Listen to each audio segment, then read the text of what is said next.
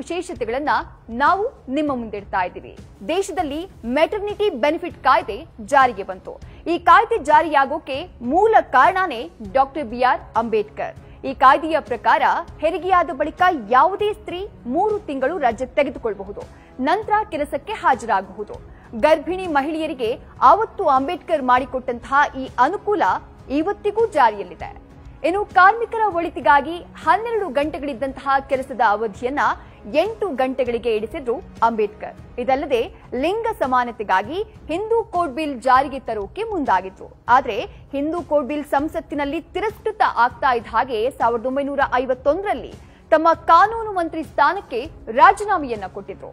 ಇನ್ನು 1935ರಲ್ಲಿ reserve bank ಸ್ಥಾಪನೆಯಲ್ಲೂ ಕೂಡ doctor B R Ambedkar ಅವರ ಪಾತ್ರ ಪ್ರಮುಖವಾದದ್ದು. ಹಿಲ್ಟನ್ ಯಂಗ್ ಕಮಿಷನ್ ಅಥವಾ royal commission on Indian currency and finance ರವರ ಶಿಫಾರಸಿನ ಮೇಲೆ ಆರ್ಬಿಐ ಸ್ಥಾಪನೆಯಾಗಿದೆ. ಭಾರತೀಯ ಸಂಪುಟ ಹಾಗೂ ಹಣಕಾಸಿನ ಬಗ್ಗೆ ಅಂಬೇಡ್ಕರ್ ಅವರು the problem of the Indian rupee, it's origin and it's solution ಅನ್ನುವಂತಹ ಪುಸ್ತಕವನ್ನ ಬರೆದಿದ್ರು.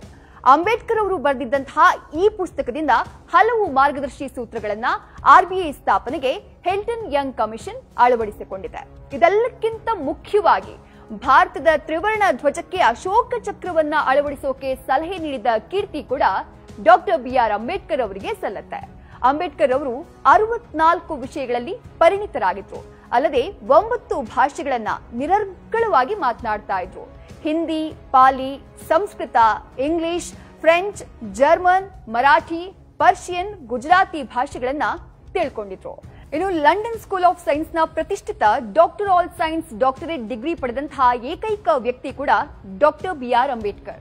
ವಿಶೇಷ ಅಂದ್ರೆ ಮುಂಬೈನಲ್ಲಿರುವಂತಹ ತಮ್ಮ ರಾಜಗೃಹ ನಿವಾಸದಲ್ಲಿ ಅಂಬೇಡ್ಕರ್ ಅವರು ವೈಯಕ್ತಿಕ ಗ್ರಂಥಾಲಯವನ್ನ ಹೊಂದಿದ್ರು. ಆ ಗ್ರಂಥಾಲಯದಲ್ಲಿ 50,000ಕ್ಕೂ ಹೆಚ್ಚು ಪುಸ್ತಕಗಳಿದ್ವು. ಬಾಬಾ ಸಾಹೇಬ್ರ ಈ ಲೈಬ್ರರಿ ಜಗತ್ತಿನಲ್ಲೇ ಅತಿ ದೊಡ್ಡ ವೈಯಕ್ತಿಕ ಲೈಬ್ರರಿ ಆಗಿತ್ತು.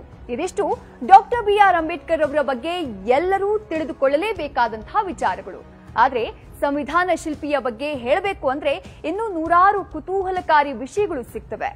ಒಟ್ಟಾರೆ ಕಡು ಬಡ ಕುಟುಂಬದಿಂದ ಶಿಕ್ಷಣ ಹೋರಾಟಗಳ ಮೂಲಕವೇ ಭಾರತ ಭಾಗ್ಯ ವಿಧಾತನಾದಂತಹ ಬಾಬಾ ಸಾಹೇಬ್ ಅಂಬೇಡ್ಕರ್ ಅವರಿಗೆ ನಮ್ಮದೊಂದು ಸಲಾಂ. ಲೇಟೆಸ್ಟ್ ಹಾಗೆ ಅಪ್ಡೇಟ್ ಸುದ್ದಿಗಾಗಿ ಫಾಲೋ ಮಾಡ್ತಾ ಇರಿ ನ್ಯೂಸ್ ಫಸ್ಟ್.